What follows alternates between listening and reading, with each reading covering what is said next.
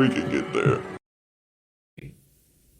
Welcome to the Medicine Man and the Voice of Reason, Sessions with Fan, Volume 3. This is the Voice of Reason here. And this is the Medicine Man here with y'all. How are y'all doing today?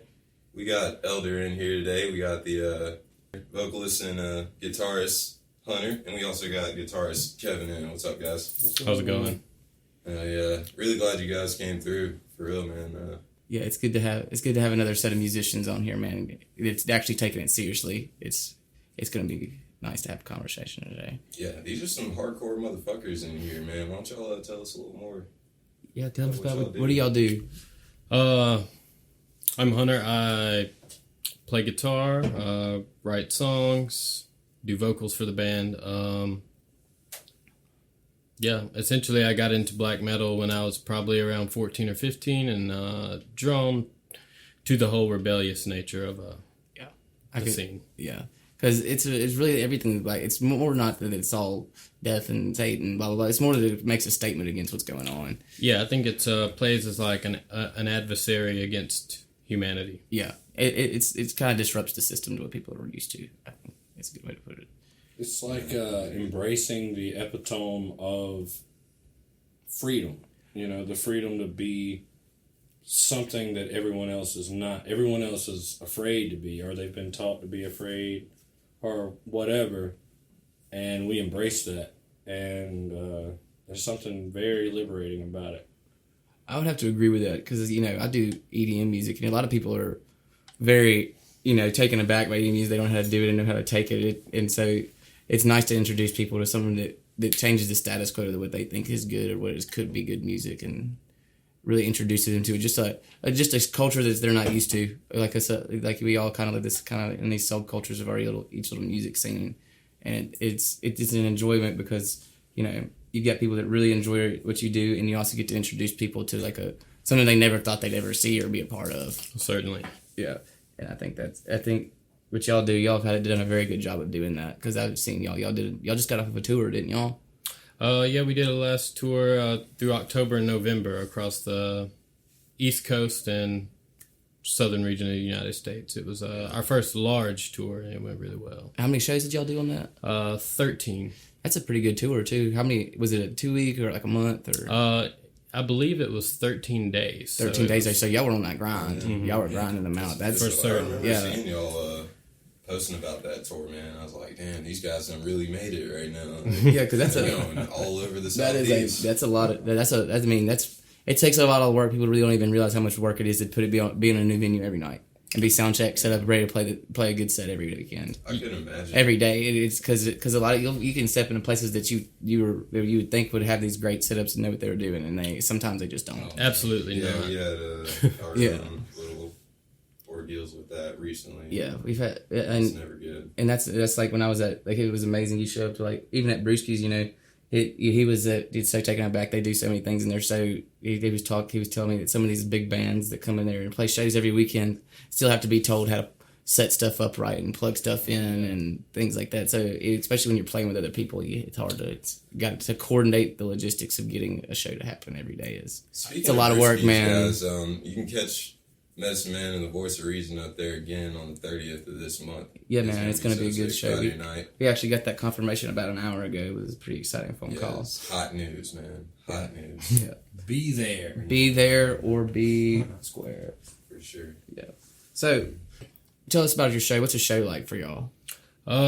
It's like a ritual. Yeah, it's more or less like a ritual. It's done, obviously in repetition, but you become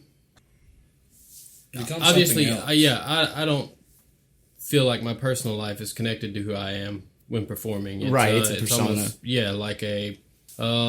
it's more than... Like, persona can be...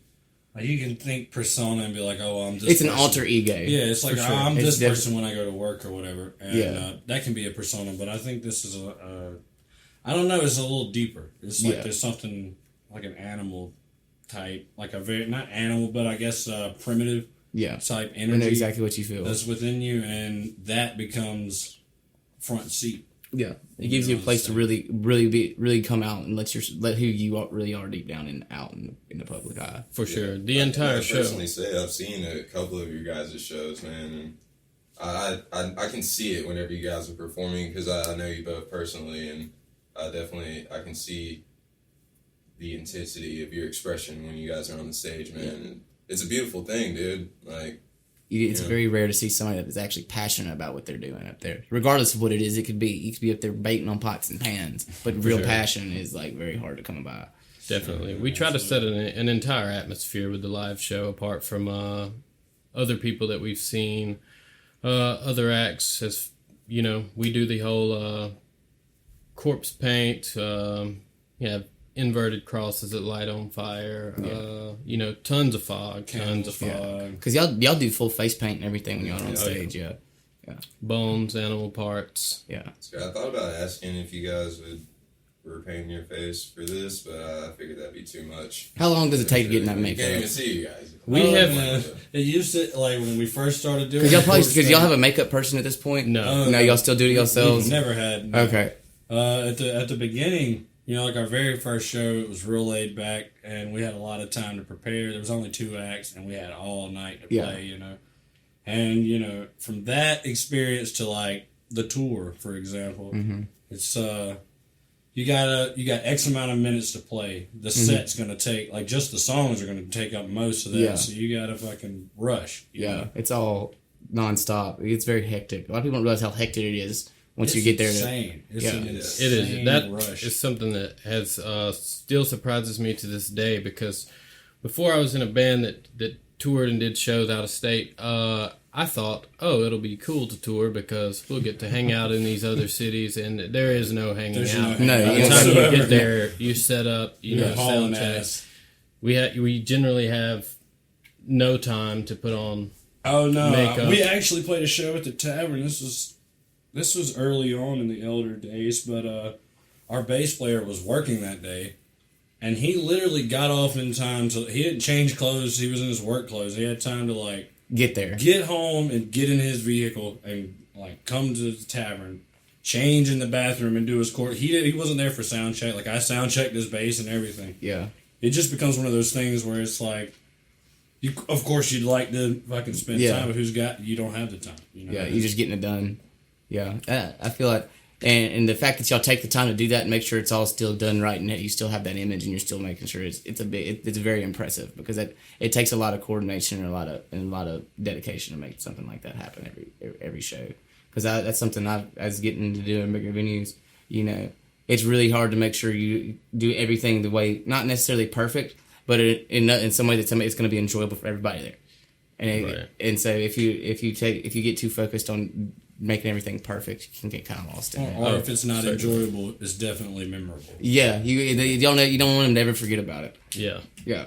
And I think that's something that's very important nowadays because there's so much going on. You have so many options about what to listen to. Oh yeah, and it's especially when anybody can make an album. Yeah, man. On their computer. Right. Yeah, and I think that's really. I'm not say I appreciate everything that the creative abilities, everybody, but it's really made it hard to get out there because there's so much to sift through for these big names out there that are trying to find acts and stuff like that. Oh yeah. When SoundCloud first came out, you could come up on SoundCloud. Nowadays, you're in the sea with 10 million other people. You're trying to get in your own Bandcamp, and you've got so many other people competing to get on those featured spots and stuff like that. I believe it. What sets apart certain people from this whole herd of people putting out their own stuff now is some of it is art. The fact that it is art, it's art because it has a philosophy behind it, an ideology, a message. It's done by people that are passionate about it, as opposed to throwing something together quickly for just mere entertainment. Yeah, that's a lot of people have lost in the fact. And as an electronic person, it's really I hate this modern day like stuff like Free Loops. People think everybody thinks they can be a DJ in their bedroom, and it has ruined the scene to the point that. Let me tell you, it's been a journey like finding good artists, good enough software to fucking record this podcast. Honestly, yeah, and a lot of people sit around, and that's the thing is, there's so much out there you have to sift through. If you go out there and just I know people that have gone to Guitar Center. And they buy, the launch pad, this, that, and the other, and they think that they're going to be the next, Bass Nectar or Tipper or Tiesto or whatever. The real thing is, it's like it's not about your gear. And it's No. not even really about. I mean, to an extent, it's about skill, but it's not even about skill as much as it's about like that passion. Yeah. Like you're trying to do something. You're not cash grabbing, and you're not doing whatever. You're like sending that message, whether you fucking get paid for the record or not. Yeah, that's you know? what. And a lot of people, you can always tell when somebody's in it for the money. You can Oh, always tell it the way that They're a dime a dozen. Yeah, the difference really to me is you can always tell if somebody is really trying to go out there and be passionate about it. They're gonna have their own unique sound. Mm-hmm. They're gonna what they like was they're gonna try to push that out to the people, regardless of whether or not anybody's gonna listen to it. And then you hear some of these other people that sounds like every other band that's gotten big. That they're just it's like they're mimicking an image. I don't know about other genres, but if you're a metal band, especially a black metal band in this region, and you're actually doing shows and tours, it has to be out of passion because it is certainly not for money. It's no money. Yeah. Or I fame. imagine you guys get a lot of criticism for. Yeah, if you've ever felt like you've Definitely. had a struggle, be in a black metal band in the Bible Belt. Yeah, you know? yeah. Nobody likes you, man. Yeah, you are the everything you were taught to not like. Right. So, You are the enemy now. Yeah, it's, and I really devil worshippers. I really applaud that, like taking the opportunity to like go against the grain because down here I hate to say it, people really need that. They need that like challenge, or because people will get lost in their little world down here. Oh, certainly. These people need Satan. Yeah, they really do. they need him to come bitch slap him in the face. So it's fun. They hear enough about He use a good slap for Yeah, sure. yeah. That's why you guys are here. Yeah, right? slap him right in the face with the guitar, man. Yeah, you guys got a lot of shit going on coming up recently, right? Yeah. Tell us more about it. We've got a headline or co-headlining Hub City Madness on a Saturday night in Hattiesburg at the Thirsty Hippo. Tons the of other great 24th, bands on right? that. Right. Yeah. 24th of March. Make sure you guys catch that. That's exciting. Who else gonna playing at that besides y'all? Piss Fist is I believe Piss Fist is actually headlining Saturday night, Which is also great. Yeah, we actually work Yeah. with Vern. It's in Piss Fist. He's really Yeah, cool. we work with Those Vern. guys Yeah, are. that's He's crazy. hilarious. Yeah. He's a crazy guy, but not in a bad way. Yeah, if you've never seen Piss Fist, come check out that show. Yeah. It's an experience to say the least. Definitely, that's a good word to describe it, man. It's great. It's something. I went to a show once, like inadvertently, and it was something else. Let me tell you. Our first day It was of a work, weird night for me. they had just had a show down in New Orleans at the big skate park on the bridge down there. The Parasite. Parasite. Yeah. And they were talking about how they were lighting couches on fire and jumping on the couches in the middle of the fire and shit. Sounds like a punk show, man. It was sounded like a sounds punky punk show. down. Yeah, it was. Those guys are something else. Yeah, for sure. They've been doing this a while, haven't they? I believe not a year and a half, maybe. Okay. Yeah. Something like I that. don't know how long they had been really doing it. I knew it wasn't too terribly long, but I knew they weren't new. Yeah. Didn't you play guitar for them? Yeah, I played guitar in Piss Fist for probably the past 9 months or so. And it was a lot of fun. Because the dude it was originally a guitarist. He had a kid or something along those lines, didn't I believe so. He Yeah, died, according to the song. yeah. During the live show. Yeah. That's hilarious. That's fucking hilarious. Yeah. Of course. I love how they do the ski mask thing at their shows, man. That's crazy. Yeah, That's and hardcore. And the vocalist Thrash, isn't that his name? Yeah. Yeah. Man, he'd always have some kind of obscene shit written on his stomach. It'd be like, "Fuck me in the ass," like written on his stomach or something like that.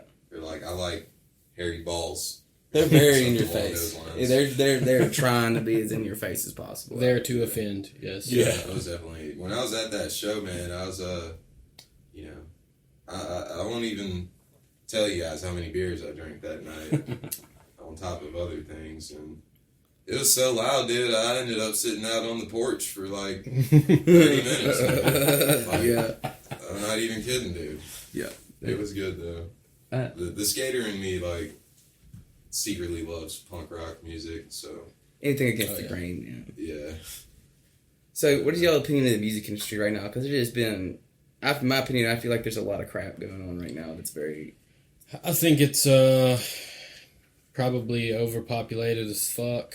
Yeah. Yeah. I think it's been that way though. Yeah. Yeah. I can't tell you like I stopped remembering popular people with like Chris Brown. Yeah. That was 2006 or something And, like that. and it's you like know? nowadays all you have to That's all there is. I haven't listened to the radio in fucking 10 And nowadays it years. seems like all you gotta do is be like a slightly pretty face and like not even because they can fix your voice nowadays. Yeah. yeah. They've been doing that for years. Yeah, it's like I feel like a lot of now the radio has been. If you're not doing exactly what you're told nowadays, you're not gonna ever touch FM radio. I think music means something different to especially non-musicians, but I don't know. There's fans of music, and then there's fans. There's of music, there's people that listen to music, and then there's people who's got the radio Yeah. on there at work and whatever's Yeah. catchy and sounds good. That's cool. They're not really listening. Yeah. And then There's some people that There's people that that let like music that's- take them somewhere. That's not. Definitely. That's, Yeah, it's like a that's religion. what music is about. Like, I kind of use music as motivation and inspiration, Yeah. sort of. Definitely. I listen to things that kind of apply. I try to listen to things that apply to my life, just because it feels cooler that way. I guess. I try to, and that's me. I try to listen to new things, but I also try to go listen to people that are trying to tell a story with their music, especially in electronics. Yeah, and you I get a like lot of that. these albums that'll come out that it's like a collaborate, like a DJ has been over the top and taking all these producers and literally like taking the time to lay out a story to tell you throughout it. Like, concept. Yeah. There's yeah. nothing like a good concept album, man. yeah, My it's favorite concept album. I don't know if this is actually would be considered a concept album. But, Born and Raised by John Mayer. It feels like a concept album. If it's Yeah. not. John. That's After, actually the only John Mayer album I've ever heard. Dude, it's Yeah. great, right? yeah, that one's a good one. Yeah. I recently saw John Mayer with Dead and Kevin New Orleans, and man, he's not Jerry Garcia. Don't get me wrong, he's not the dirty old hippie, but I think he may be the only person that could have replaced him because he's got the same mentality that Jerry did. He's up there for the music, to have a good time and make sure everybody else has a good time and just enjoy himself. And he's not. He's one of the very few people that I think, and he can even play the guitar close to what Like Jerry no can. other. He's not bad. He's Like not no bad at the other. guitar, man. Man, when I saw he literally laid on the ground and made that guitar weep. Yeah. Like on the carpet, was laying on the rug on He stage, man. really, he really feels it. Like you Mhm. can see it in his face when he's playing that shit, man. Yeah, he's passionate about what he into does. it.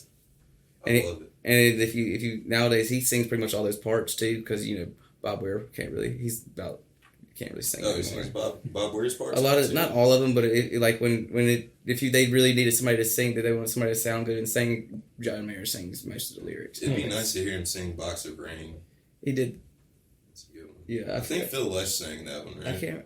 I can't remember. I have to go back and look. They did so many albums, so many people sang on those albums that you can't hardly keep up with it. Yeah. Yeah. They had so many guest appearances in the Grateful Dead over the time of their touring. But yeah, I missed it back in the days where like you could if you had it took something to be unique to be big back in the day. Nowadays you won't have to conform if you sound like everybody else and kind of fit in their little fold. I think everything going digital definitely has a part in the Dude. decline of the music Yeah. industry as well. Most Yeah. definitely. I feel like today, it really isn't even about how talented you are. I think it's mostly about like how many people you can reach. You know what I It mean? really is. Like Yeah. if you can get enough people listening to your shit, then Yeah, You and because made it. and once enough people start listening to it, even if it's crap, people think like, oh, everybody else is listening to it, and so they kind of. That's why really some of this stuff you hear nowadays. That's the only reason they're popular is because they were able to it's all gimmicks nowadays. Certainly, and it's all. I've told people. Even recently, I told someone that because they were saying, if you wanted to be a musician, you should write kind of music that is going to be catchy. People hear it, they remember it, and honestly, I do feel like that would be very easy to write a hit song. Oh, it would it's be. more or less just repetition with Yeah. A couple of notes, and Say something about money, boobs, and maybe some drugs. that's Yeah. it. yeah. Like everybody likes those things. It literally. I hate to say it, but that big bands, the hair metal band of the '80s and stuff, they really set in that culture of sex, money, and drugs. Most definitely. Yeah. And then after Nikki Sixx was the most famous person on the planet, and he's the huge fucking heroin addict. And he came back but he'll tell if you ever read his book, even he talks about like that's not the type of music they would really enjoy playing. A lot of those guys were classically trained blues guitarists, and they went to music school in Los Angeles, they didn't want to dress up like women and be giant music. Like, that's not what they were going for, but Yeah, it was what that's- was popular. That's cool because I don't like to watch them do it. Yeah. Right? Like, I fucking hate hated that. I hated that era, but The that's a- 80s era, man. Like, Yeah, I hate hair metal. it was a dark time in music. But that really goes to show that people will listen to whatever is kind of It's like a lot like made whatever they're told is popular. it's a whole lot of like you like something, and he hangs out with you. Yeah. So now he not y'all. Vicariously, that's what happens. Just, in you go general, to- like one friend likes something, the other friend is hanging out with that dude, doesn't want to seem like a dick or whatever. So now, Yeah. whatever. It just spreads like cancer. And I think it's nice, like, for our group, we're all very much music enthusiasts. We'll all tell each other that shit sucks. Yeah. You know, and it's nice to hang out with a group of people that'll sit there and be like, yeah, that. I mean, A for effort, but next. Yeah, the Medicine Man and I, We sit like we as have a DJ. conversations like that all As a the time, DJ, we'll man. sit down, and I'm not super into hip hop, but it's nowadays it's necessary to have some hip hop influences in DJ sets, and we'll sit there and go through 100 songs before we find 5 that are worthy of popping up in the DJ set, and because you have to you don't want to play something that because there's songs nowadays that literally if you could the beats are damn near the same, the lyrics are damn near the same, it's hard to find a unique, somebody telling a Everybody was story. using the same software. Yeah. When they made their song. And I hate to say, I love softwares like Ableton Live and stuff like that. Yeah. And these collaboration softwares are great, but it's really turned it into this like one person makes something good, and then everybody uses that same set, and they'll like modulate it and stuff like that. The days of like people on Euro racks on synthesizers are so hard to find. Like we saw Justice for Day for Night, and that was so cool to go see an electronic band. 2 dudes on stage playing synthesizers. They actually didn't play in America for a while. Yeah. I heard. And that was crazy to see because they're European. That's whatever in Europe. That's how it is. But it's nice to see somebody that's out there on Pioneer DJs on record box pressing play, actually up there like playing music. I think that's something that's like lost in time from like the early '90s hip hop and like gangster rap era, Dr. Dre on the turntables, like that that, dude's a like motherfucker, somebody sitting up there on a turntable with an 808 and they're machine. talking about real shit, like they're Yeah. like black folks are getting beat down by the cops in L.A. Yeah, and now and they're talking about that shit, and he's actually out there spinning. I feel like gangster rap was the black metal of rap. Yeah, in the definitely. and it got Dude, popular, and then crazy. and it got and I feel like Well, yeah, that happens They with were, everything, Like, all yeah. black and all that. And, yeah, they were Fuck the police, original. yeah, You know, NWA stuff like hardcore that. dudes. Yeah. Like, And nowadays you have like I hate this, like there's this guy called Burner, and he'll sit there and he raps about shipping weed in the mail all day. Like, well, why is that even popular? Yeah. I've never heard of them. Yeah, he runs with Snoop Dogg and all them. Yeah. Snoop Dogg's really been dropping some music lately, man. He's come out with albums for like every year for like the past 3 years, man. And he's one of the originals. He still knows how to do it. He actually comes out there and finds. I feel like Snoop kind of paved the way for dudes like Drake and, people who sing a lot. Because, Snoop always had that smooth type thing going. I don't know if y'all heard The Chronic with Dr. Dre. But Come on, bro. I know you heard it. He flows is what he does. He's not up there rapping. He's up there flowing. Yeah. He's up there like, he's vibing, man. Yeah. He's it's hard to describe. There really ain't no word for it. So he's got his little dance too that he does. He like swings his arms like. Oh yeah, I've seen Snoop Dogg live. And he comes to Starkville every year. I've seen him like 4 times in Starkville. And what's nice about Snoop Dogg is a lot of these rappers like they're 30 minutes late. They say play 2 sets. They're not very fun to go see. Snoop Dogg's there an hour early on stage in the crowd talking to people, smoking blunts. A Snoop Dogg show is none other. For cheese, It's awesome. Yeah. So what's y'all's plans for the future? What's y'all's long-term goals with Eldre? Where would y'all like to see it go? I would, it'd be awesome to be able to have that as a full-time job as a member of Eldre. Oh yeah. So I guess that is essentially the long-term goal, although we more or less just Want to be able to do what you love. yeah, just enjoy doing it. We have a second album, hopefully coming out in May, June, maybe July. That's unclear. I have yet to put out an album or anything like that, but it's got to be a lot. I've talked to people that have. We've been around them all life. It's a lot of work to put in an album. People don't even really realize what it takes to go and sit in a studio and like really like we talked about. We took us 3 times to get our intro right there, and when you're putting out something that's going to really educate to the masses, and it becomes really personal what you want. Don't you guys have an EP out right now? Yeah, we do. What's it called? Vulva of the Night? The Vulva of Night Moistens. Yes. The Vulva of Night Moistens. That's a good one. There was actually a podcast that gave us album title of the year last year. Really? From That's good. the coast in New Orleans, somewhere like that. Where For can you that time. find that? On iTunes, Spotify? iTunes, Amazon, Google Play, Spotify, T-Bones Records, Nice. any band member. Yeah. Shows everywhere that music is available online. Pretty Yeah, much. 100% independent, right? If you don't want to pay Yeah. for it, it's on YouTube. It's on Yeah, YouTube. it is. Yeah. Well, Tell You your can get it, friends about even if you don't want it. You can That's- come get it. hey, y'all, we're going to drop some links for y'all yeah. whenever we post this, so you guys can check these guys out, man. Awesome. What do you? It's gonna be good Y'all shit. said y'all have another tour planned out at all? Well, the intention is to, once we have a set date on the release of the second album, do a more couple weekend runs here and there, and then do a very large tour next spring. Okay, that sounds like a lot of fun, man. Mm-hmm. Y'all gonna try to get it out, hit a couple states in the south, like try to do like a southeast thing. We haven't decided yet. I would really like to go out west because we haven't been out there, and Yeah. we've done a whole lot in the southeastern region over the past 2 years. And there, I feel like there's a lot more music enthusiasts out west than there is down here. Yeah, you guys would probably, I bet if you guys went to, like, Chicago or something like that, or, that area, like, northeast, I bet they'd love you guys out there. Or like Detroit or something. Detroit would love it. I think the most north we made it on the last tour was probably Louisville, Yeah, Kentucky. Kentucky. Yeah. Nice. Yeah. I've never been there. Yeah, I've driven through Louisville, but never stopped. Well, if you're not playing, Probably sure. Yeah. Drinking idea, bourbon. actually. It's a strange place. I don't really remember a whole lot from tour.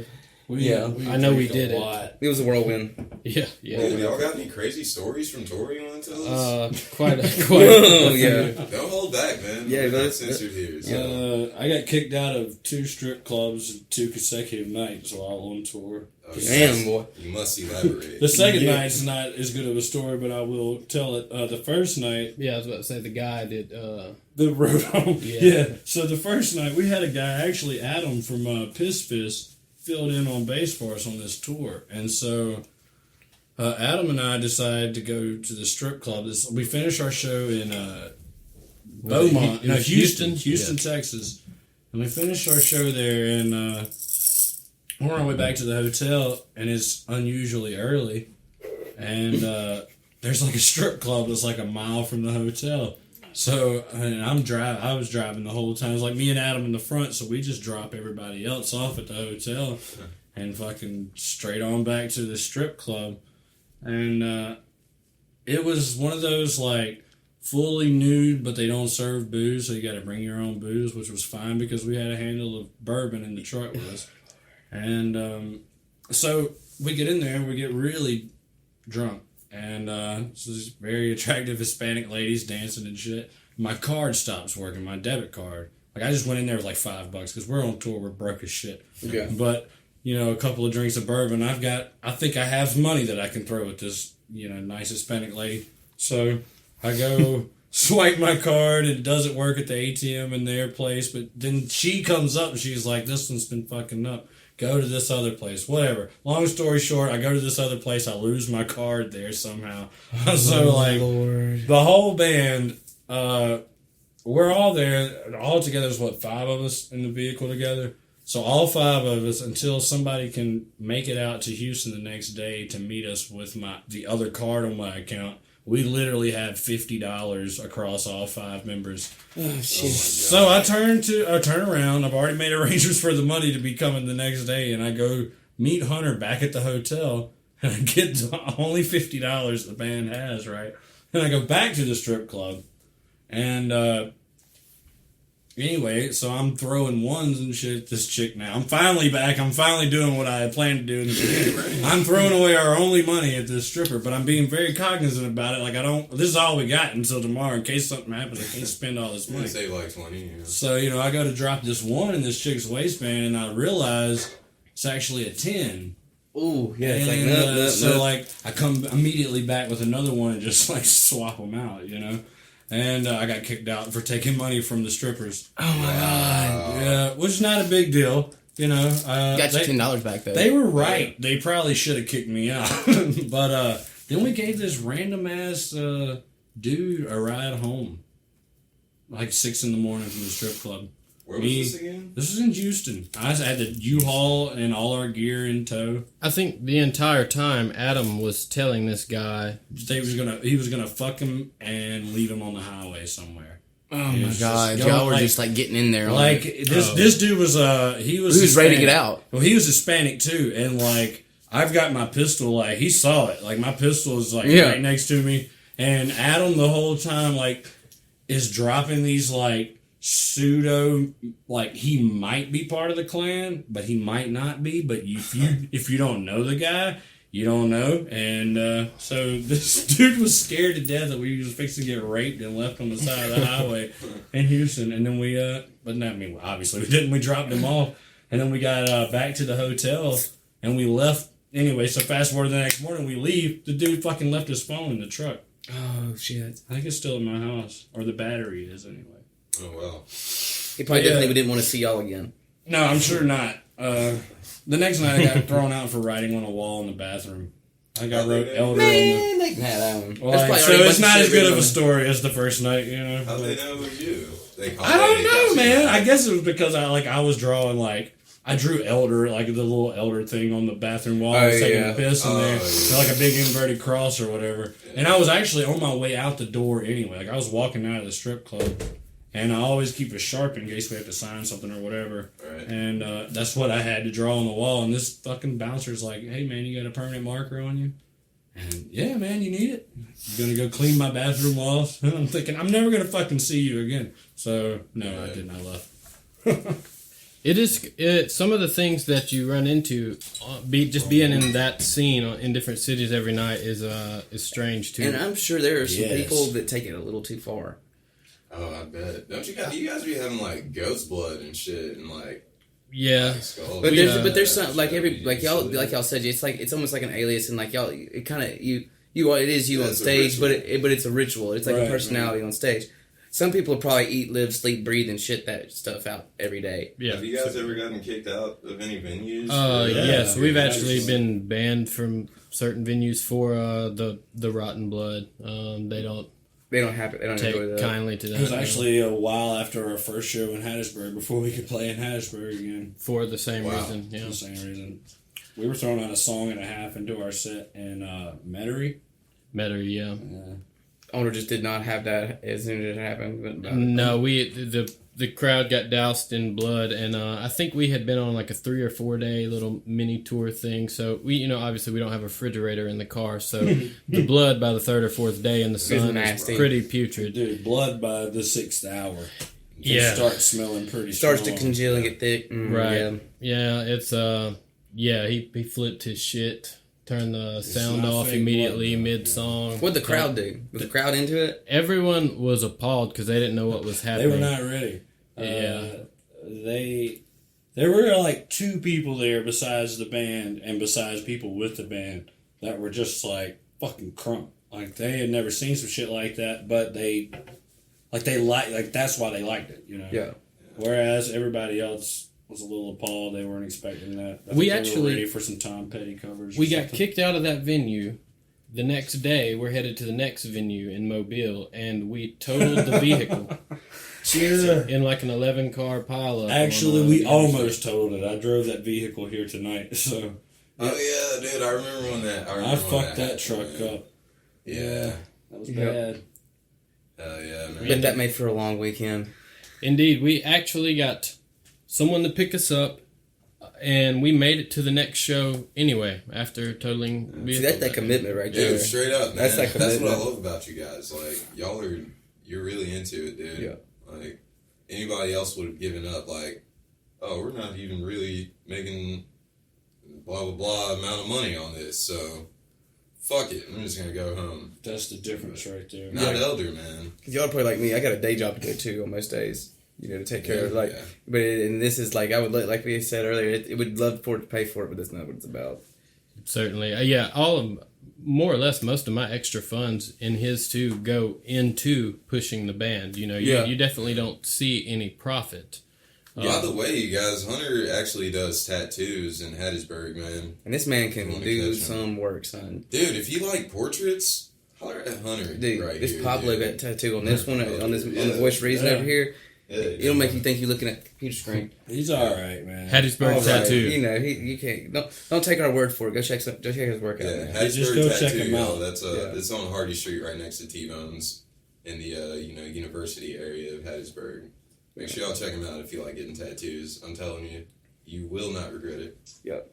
Yeah, definitely some of the best work I've seen in a long time. Oh, appreciate that. Without a doubt. I don't have any tattoos, but You don't have any tattoos? Mm-mm. I can't believe Hey, man, I know a guy. If you ever had tattoos. The only reason back in the day when I was super hardcore into the college scene, I submitted to the idea. It's like, I gotta make sure I get a regular job. I'm gonna get a regular job. But as the time has gone on, it's been like, screw it. And I've not had 5 hours to sit down and do something throughout my day in a while. I try to make sure that all of mine are like above the elbow and like not like you. See, that's my thing. The ones I want, if I'm gonna get them, I'm everywhere. I want them everywhere. So They're addicting, man. I think maybe one day. every band we've toured with almost has asked me to bring my tattoo equipment, and I refuse. Dude, because that would be all you were doing. Hotel bathroom, bro. And you also don't want to get you don't want to be getting fucked. You don't want to be the fucked up guy getting tattoos. Hell, well, you don't need gloves, bruh. And also, it's like a legal thing, right? Like you can't. Probably that too. I would imagine. I'm not so much worried about the legal aspect of it as just. I tattoo all day during the week, so I don't want to be doing it on free time for sure. You're out here being Eldre and shit. Yeah, so maybe if some big band member asked you just out of like an awestruck thing, but certainly, that would be a different story. Yeah. So, what are y'all's influences? What like not necessarily, but like overall, like what are y'all listening to on a regular day? Well, I listen to a little bit of everything, honestly, but as far as influences for the band, I would say, man, a wide array of stuff. You know, obviously a lot of black metal, Watain, Behemoth. We're both huge Tribulation fans. Older stuff, Bathory, Venom. And then it goes back to even like classic rock. I'm obsessed with the Doors. So Black Sabbath. Yeah. Black, I hate to say it. It sounds like almost corny to be talking about a black metal band and to be talking about Black Sabbath. But you know, I really do enjoy Black Sabbath. There's a Godfathers. When I was in Seattle, I had a library card because I didn't have a laptop or anything. So like in case I ever needed to use a computer. But at this library, they had CDs, like music CDs that you could rent. And I'm trying to think of the name of this band, dude. But the album was so good. It's a band that you listen to. Like, I found out about them through you. I rented it from this library. And there was a song on it called Wake Up Dead. Oh, shit, man. Death. Is it Death? Death something. The word death was in the name. I'm looking this. This is why we need a fact checker. Hey, by it's the way, on my guys, phone. I guarantee you that song is on my phone. By the way, we got a fact checker coming very, very soon, you guys. He's actually here taking pictures of us right now, but we're working on getting him a mic and a computer to help us out. out. Megadeth, man. Megadeth. Yeah, there we go. That's the band, dude. Listen to the album. I don't know what it's called, but it has a song "Wake Up Dead" on it. Peace sells, but who's buying? Peace it's a classic. sells, but who is buying? Yeah, Megadeth's good. I've used to listen to Megadeth back in the day, man. If you're not really into the scene and you maybe want to check it out, that's a good album to start on. I'd say. Yeah. Watain, like you said, Behemoth, super big influences. I'm largely influenced by doom metal myself. I got really into doom and death metal, and it's actually Hunter that introduced me to black metal. But, as an atheist in South Mississippi, that was like naturally just the road I was going to go down anyway. Yeah. And it just happened to be him that introduced me to him. But I would say Watain, as far as like the songwriting process for Eldre, That's the biggest influence. By the way, these guys are both wearing like Watain Disciple vests right now in here. Oh yeah, y'all keep in mind these guys aren't sitting in here and like This isn't a joke. Yeah, they're here. They're here. They showed up fully ready. This is not. And by the way, the patches y'all are wearing and everything, I enjoy that the culture behind this. Y'all got to some good. earn all of these, right? Oh yeah. Well, there's a couple of them you earn. The other ones you sort of like you decorate yourself, but there's only like a few that you can actually earn within the like group. And this is one of them I just got in the mail today. The Death Dealer. Death Dealer. What does that mean? Basically, is like when the and Hunter's got one here on his vest as well. But basically, like when they do their live, they consider their shows rituals as well, and they also do the blood and the candles. But they are very what's the word I'm looking for here? Devout with their brand of occult. It is not a joke to them at all. No joking. It's actually one of the most intense shows I've ever been to. Like where I actually. Like, you go to most shows and you're there and you're enjoying yourself, you're watching the band, you're having a good time. I actually felt like I didn't want to get too close to the stage because these dudes might kick my ass. Like, this is a holy thing to them. You don't fuck with that, you know? Yeah. They were, like, taking people's phones away from them and throwing them across the bar and, telling kicking them not to people film. in the face. And Dude, that's my whole thing about when we have shows, the Medicine Man and I. Like, I hate seeing people on their phones, man. Yeah, like, and as a band, you don't really have to experience this, but as a lot of DJs, a lot of people aren't used to knowing what a real DJ is. They think it's just somebody up there playing iTunes, right, and stuff like that. And I hate when somebody thinks that it's okay to walk up to the stage and interrupt. Like as I'm sitting up there, headphones on, looking down at a computer screen with like actual like equipment out, not just like with a mixing board with me big do it. Like I am obviously doing something, and they'll be yelling at you, play Lil Jon. Dude, do you know this girl had the nerve to step up on the stage? Yeah, like get on stage and try to tell you what to do. It's like get the hell off of my stage. Listen, we'll play the song we get the chance if we get the chance, but don't come on stage no more, please. And a lot of people don't understand what it means to have something brought into a mix. Yeah, seriously. Like if you ever request a song, okay, you requested a song. You may hear it in 10 minutes, 20 minutes. I'm not gonna. Yeah, they're like put it in there. Play it next. They want to hear it like ASAP. Right now. You know what I mean? I mean, a lot of people don't really. Not now, but I would love to just sit down and say, what if it's not? You want to look at somebody and say, that's not even in key. Yeah. It's like, what are you doing? I actually stopped hanging out with a close friend for that was the thing that finally sparked it. Was he got on stage in the middle of one of our sets? Oh, I know. And that would if something y'all do. That would be you would all accompanying pissed. He got on stage and I was fucking around and shit, and he caused my guitar to go out in the middle of a song. So I'm just completely silent in the middle of we're in the middle of a song. I would beat somebody.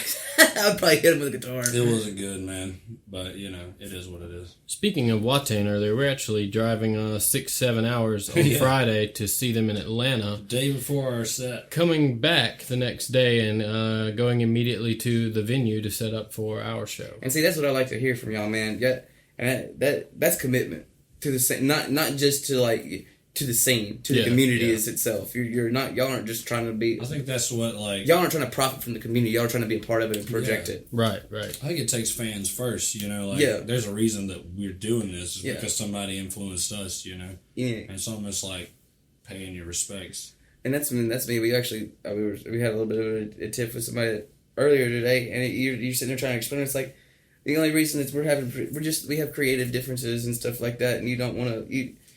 It's like you don't want to. You're not respecting the community, and it sucks when you see people not respecting the community. But it's also really, really nice to see people that want to provide a space for people to enjoy themselves. Yeah, and I feel like I kind of get that from y'all. Y'all want to provide a safe space for the people to enjoy what they want to do, and enjoy and experience something they've never experienced before in a judgment-free type of zone. Because I know a lot of people. Like if you walk around, you could probably walk in the mall right now and somebody's gonna say something to you. You get lots of looks. Yeah. Yeah. And I think that takes on top of everything. It's really nice to see somebody trying to make that statement, because y'all are showing that it doesn't matter what the scene is, or like what modern music has to say in the industry, that y'all can still do what y'all love, no matter what, and aren't gonna submit to that. bullshit. Definitely. Because I know a lot of people that started out with big influences like you and immediately died. Like when they tried to start being in a band and stuff like that. It's work, you know. Like completely like abandoned their stuff because they were like, I'm gonna have to like tour and like y'all said have $50 to throw at a stripper, and that's like the pinnacle of like the money we you have. got to be able to bounce back from bad decisions. People don't realize how much work goes into just being in a band in general. They do not even if doing tours. You know, that's a ton of work. But just having the basic commitment to show up to album. practice. Yeah. That's the thing. It's like a lot of people like these bands that you see in Hattiesburg, these small bands. They're in a band that they practice once a week, and then they show up and do a show and expect it to be flawless. Oh, yeah. And then you've got people. How often do y'all practice? Dude, it's got to be hard for you guys because y'all are work very hard for us. live instruments. Yeah. Man. And it's very hard for us to actually get on schedule. We actually don't these practice days. often. We did in the beginning days. You know, we jammed a whole lot, but we were also Y'all put that work in though. Yeah. A lot of people don't know that you have to put that work, that early work in to make something happen. And I think with that initial work too is like something. When we first started, I think we were the first two. Like Hunter came to me, it was like, I'm thinking about starting this black metal band. You want to be a part of it? And so we were the first two associated with this whole thing, and we've been jamming with each other since then. And I think there's like this chemistry that you build with people that you play with often. You know, I have that with some of the guys that I've jammed with my whole life. You know, you just pick up an instrument and go together. Because I'm sure y'all have gotten to the point y'all could probably get up on stage and be like, you know what? Fuck We it. We're just gonna be like, fuck it and roll with it. Oh, we've had new shows. Yeah, We've definitely as a done live that. band, and if you can't do that, a lot of live bands can't do that. If they like these, like you see a lot of these people that are like, oh, and then most times they're cover bands. If you throw them a curveball where they lose something and they just got to make it up on the spot, they completely melt down. Part of what I was saying about it being almost like a ritual and something else, kind of being a conduit when you're doing these shows. It's become second nature. I don't consciously think about the notes I'm playing. My fingers just do it. Yeah. I guess being It's almost seared like into some your brain. kind of Like muscle memory. choreography almost. Yeah. Like you don't Dude, I think still about it. remember a lot of the songs that I used to play with you, Kevin. And that's sort of how it is, right? Yeah. It's like we jammed a song recently at rehearsal. By the way, side note, if you're talking to people that don't take music seriously and you say you're going to band practice, they really don't. You always say rehearsal. If you got to take off for work That's or something right, like rehearsal. that, never call it practice, call it rehearsal, right? Yeah. But People don't take that. People don't practice seriously. oh no, It's a not hobby at that it's point. It's not a professional thing at that When point. we got the day off for this, we were like, yeah, we have to interview a band. Like that's what we told them. Yeah. They know we have a podcast and stuff. And you can't be like, we have to go record our podcast. They're gonna be like, what are you talking about? Yeah, actually, somebody was asking me for a favor after work today, and I was like, no, I have to go promote the band. Yeah, You yeah. have to choose your words like wisely, or people are just going to be like, Yeah, because nowadays, unless you're like out making millions of dollars as a musician, people don't realize that you can that there's levels to being a musician. I'm sure y'all played at y'all's empty rooms. Oh, definitely. Yeah, so. I started my house DJ stuff is down at the end zone. I every Thursday played to nobody. I was a couple times there was like one person out there eating dinner. Or these guys, the only people there are the people that came with you. Came with you, and they're loving the they're loving the shit out of it, and eventually that pays off. And a lot of people don't realize that work. Oh yeah, It's that's what makes you It's character building. Right? Yeah, that's what it makes you be able to survive. If you can't do that, you'll never be able to survive. definitely. Having a lot going on because you lose it. It's like you get wrapped up in the loss of. You'll be like, oh, I've got all this money and flow and cash and stuff, and you get lost in you forget why you're there. Yeah.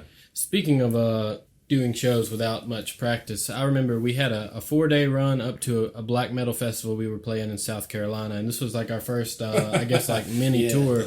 We were very excited about it, and our drummer dropped out of the band more or less a week before it. So we were like, oh shit, and we were getting to do it with some bands that we had played with before. We were excited about touring with them. So they said, our drummer can do it. He'll listen to your EP all week. We'll meet up at the first show in, I believe it was Augusta, Georgia? Yeah, somewhere like that. You can just feel it out. That venue. Yeah, and sure enough, they showed up.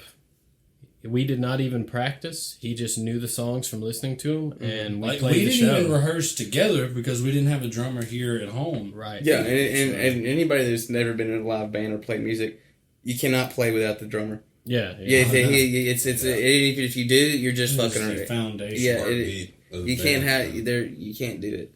And to come into a show with a fresh drummer that has never played it, and y'all never played with a drummer. Never that met is- him. Yeah, never that's met him. right, You don't know yeah. what his style is, know what his cue setups, how he's going to cue you into a song. Exactly. That is the definition of going in blind. Yeah, Like, going in completely blind. It went much better than expected as well. Yeah. You know, And it takes a true musician to even be able to take a week, that could listen to the songs right. and He's know he's an and know excellent y'all's drummer. style Yeah. enough to how Big to ups. how to What's work his with name? y'all. His name's Anders Pivas. What band was he with? He was with Lou Stravi at the time. Lou Stravi? They're Okay. a band out of Panama City. Big ups Very Anders, cool. man. Yeah, that's actually very impressive, man. Oh yeah. Yeah, seriously. And even for y'all, because I can play the guitar, you know, and I've played with a couple bands, and that's to me, it's the hardest person to really get settled down is the drummer. Mm-hmm. Because I feel like, Yeah. and no matter how many I've had back when we were trying to do a band, we probably went through 4 or 5 drummers. They're so To keep them scarce. around. I can see that. Well, the drummer, I feel like the drummers are always like they're the most willy nilly of everybody. Man, Yeah. I'm I got so so glad. many drummer friends that I'm skeptical to say anything guys- y'all on gone through, on the record here, but drummers are such divas. Yeah, I was Yeah. going to say that. Y'all have gone through. Because quite like a I few said, they're drummers, right? they're the foundation to the band, and sometimes they can get like very rapid. Well, they feel like every drummer that I've ever talked to tells me that they're so underappreciated. But I guess, and I could see that with like most people that don't pay attention to music, they don't think about it. It's just drums. The drums it's are my just favorite guitar. part, It's man. just singing, The whatever. drums are very But important. as a musician, you definitely. absolutely respect that, and it just blows my mind how every drummer. But I guess maybe that's because there's not a whole lot of drummers around here, and you know they don't get to jam like most drummers that are really passionate about drumming. There's so many more of them that's just still playing in a garage somewhere. That's not part of it. I know a you couple. One of my best friends is a drummer. And, you know, he's no. We were, like I said, when we were younger, we did the band stuff, but he's never been really done anything with it besides he plays the drums and he goes home and he has the full double bass, like everything you need. Just like set up in a room and just goes ham. And That's all he wants to do. He just wants to play drums. Yeah, and I feel like if you do that all the time and you're actually really good at it, I feel like That kind of drummer is hard for them to find work outside of like metal and stuff because and then even then the technical skill is going to be lost if you try to do anything else. Like, does Adele need somebody to do all that? You know what I mean? And he's always calling me. He's actually gotten into doing EDM stuff because not really EDM, but more like true electronic because he can put mics and stuff in front of his stuff and lay out, go ham on the drums and go change what it actually sounds like on a computer in the back end. And I feel like a lot of those big name drummers, that's probably where I could see them doing a lot of that stuff like that. Yeah, we're actually always we have drummers that fill in for us, but as of right now, we haven't had a Permanent. solidified drummer for Like a long member of the time. band. For sure. They practice with us and before tours and stuff, but We're missing David right now, by the way. He's a bassist. He said he wanted to make it, but I figured that work was going to keep him late. And I was hoping he could make it out, dude. But hey, dude, we've gone a little bit over time. We have. Dude, we could sit here and talk all day, but Y'all got any big closing ups to you guys, like seriously, for coming through. Dude, Like, y'all I have really no do idea. Appreciate it. It's so Thank you nice guys to for have having us. to have somebody else that's out there doing it on the show. Hell Yeah, because man. it's been finally coming and doing all this stuff has made us very aware of what the struggles that have come in with us, and it's nice to talk with somebody else that's been through those struggles. For sure. Make sure y'all catch Eldre here at Hub City Madness. That's on the 24th, right? Yeah, Saturday, this Saturday. 24th, coming up this weekend, actually. Where is that? The Hippo, right? The Thirsty Hippo. Okay, Yeah, cool. Thirsty Hippo in Hattiesburg. If you live in the area, even if you don't, man, come through. It's There'll gonna be a lot of sick. other great bands there too. they're sure, also a lot of raffling bands. off tattoos. They do a number of things. I think it's being catered by Murky Waters Barbecue. There's a whole lot going on. It's a all pretty day. sweet festival, man. Yeah, yeah. and it's good to see that come into Hattiesburg, man. I'm glad y'all are helping that out. You guys on social media, anything like that? Oh yeah, Facebook, Instagram.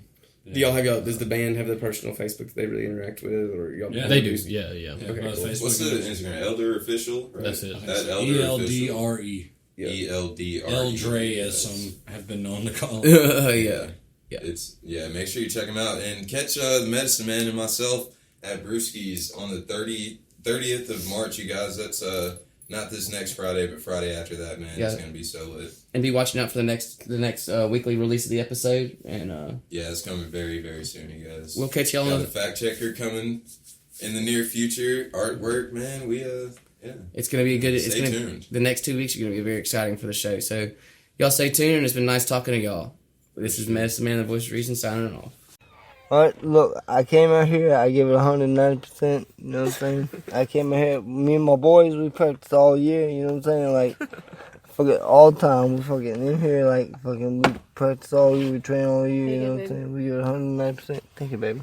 We give it 190%, and me and my boys, you know, I'm gonna fuck around, you know what I'm saying? Like, I feel like me and my boys, you know, we do it big, 100% all the way around, and, you know what I'm saying? Like, don't even try to fuck with it, like, I'm about to throw up on y'all.